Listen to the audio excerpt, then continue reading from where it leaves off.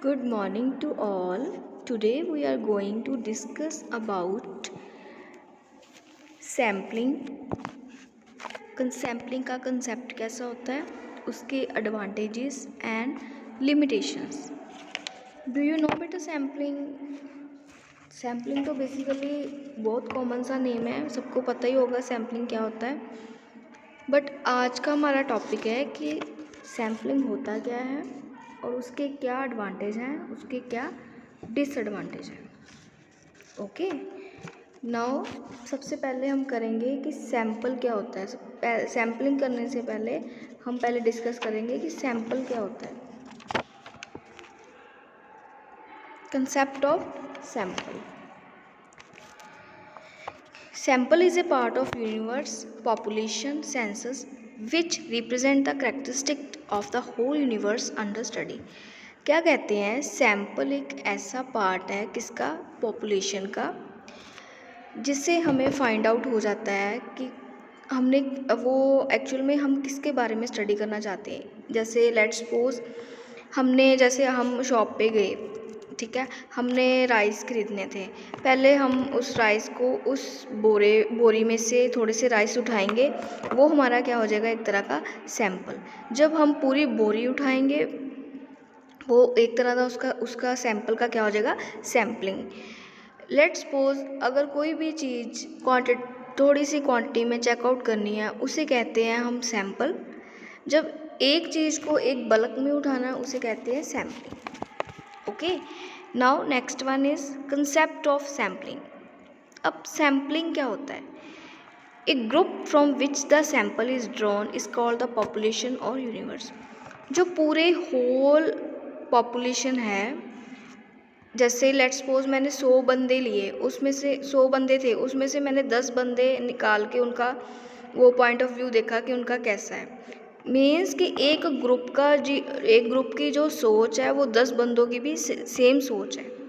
Okay, वो होता है सैम्पलिंग। कि एक जैसे पॉपुलेशन है, उसमें से लेट्स सपोज 100 पॉपुलेशन है, उसमें से अगर 10 को निकाल के उन सब से क्वेश्चन पुट आउट करूँ, तो वो सब क्वेश्चंस भी दूसरे बंदों के सेम जैसे ही होंगे, उन्हें कहेंगे हम sampling. In different words, a universe is a entire group of item about which researchers wishes to study and about which he plans to journalize.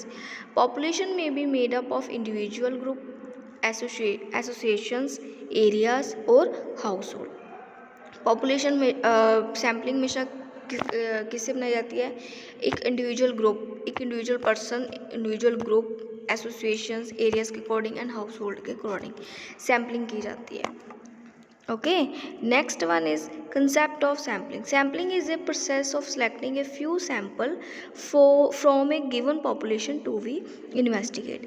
कि जो population investigate करती है, कुछ few samples को select करती है एक sampling के process को, ठीक है। जैसे मैंने आपको बताया कि आप राइस लेने गए, आपने वो एक पूरी राइस की बोरी थी, उसमें से कुछ राइस उठा के आपने देखे कि उसकी क्वालिटी कैसी है। वो एक तरह का क्या हो गया, आपका सैंपल। जो पूरे होल में उठाया जो पूरे होल में उठाया एक बल्क में, जो पॉपुलेशन ने इन्वेस्टिगेट किया, वो क्या हो गया, sampling. Concept of sampling. In market research, sampling means getting opinions for a number of people chosen from a specific group in order to find out about the whole group।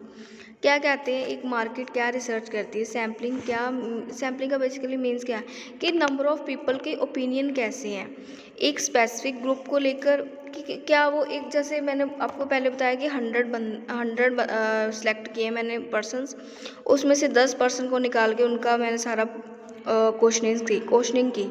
जो वो उनकी 10 बंदों की क्वेश्चनिंग है, उसके according जो सबकी सोच है वो एज इट इज़ मिलती जुलती है वो उस 80 बंदों के साथ, ठीक है। वो एक जैसे मानते हैं ना, एक ग्रुप की सोच, उनमें से चाहे 2 उठा लो, उन सब की भी सोच क्या होगी, सेम होगी। वो होगा आपका sampling. Next, it would be expensive and time consuming to collect data for the whole population of a market. क्या कहते हैं कि एक होल मार्केट का पॉपुलेशन का जब डाटा हम कलेक्ट करते हैं वो उसमें टाइम कंज्यूमिंग भी बहुत लगती है और बहुत एक्सपेंसिव भी होता है। Therefore, market research make extensive sampling from which through careful design and analysis, marketers can draw information about their chosen market। क्या कहते हैं, अगर रिसर्च सैम्पलिंग के अकॉर्डिंग देखें तो जो कैसे उसे केयरफुल डिज़ाइन के अकॉर्डिंग करना है, कैसे उसे एनालिसिस करना है, मार्केट का जो पॉइंट ऑफ व्यू है उनकी इंफॉर्मेशंस को कैसे ड्रॉ करना है, वो सारा कुछ करना बहुत ही एक डिफ़िकल्ट होता है, वाइड एरिया जिसे हम कहते हैं, तो वही एक्सपेंसेस भी बहुत पड़ता है। ओके, देन नेक्स्ट आती है हमारी advantages of sampling.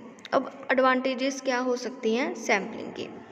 Low cost of sampling, less time consuming, scope of sampling is high, accuracy of data is high, organization of convenience, suitable is limited resources। क्या कहते हैं कि जो सैम्पलिंग की cost है वो लो होती है मार्केट में, ठीक है, लो कॉस्ट यूज़ होती है, लेस टाइम कंज्यूमिंग होती है, टाइम कम कंज्यूम होता है, scope of sampling is high, जो सैम्पलिंग का स्कोप है वो क्या होता है, हाई होता है इन द मार्केट।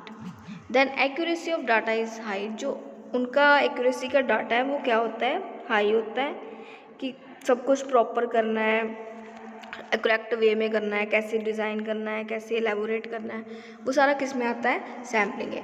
जो ऑर्गेनाइजेशन की कन्वीनियंस है वो भी एक्यूरेट होनी चाहिए। सुटेबल इन लिमिटेड रिसोर्सेज, जो भी आप रिसर्च कर रहे हो मार्केट के अकॉर्डिंग, जो भी आप प्रोडक्ट के बारे में सैम्पलिंग के बारे में कर रहे हो, उनके जो रिसोर्सेज है वो लिमिटेड होने चाहिए। नेक्स्ट आता है हमारा limitations of sampling, chances of bias, difficulty in selecting truly a representative sample, need for subject specific knowledge, changeability of sampling units, impossibility of sampling.